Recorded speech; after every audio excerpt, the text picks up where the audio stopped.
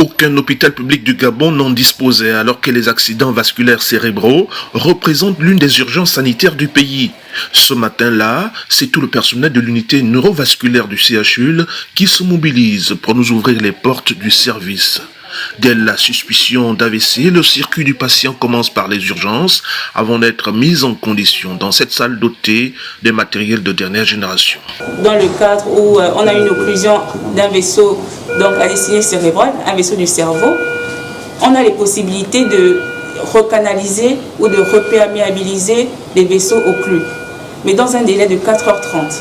Donc les patients doivent arriver très vite aux urgences, très vite dans l'unité de soins intensifs, et si on est dans un délai de 4h30 après la survenue du déficit moteur, on peut administrer un produit thrombolytique donc qui permet de dissoudre ou de liser le caillot.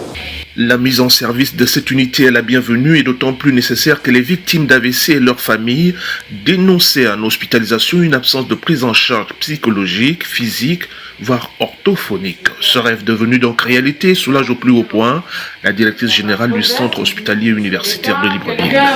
Je voudrais tout d'abord remercier et rendre un hommage à la première dame, Sylvia Bongo Ndimba, qui, par le biais de sa fondation, a consenti les financements pour la construction et l'équipement de cette unité neurovasculaire.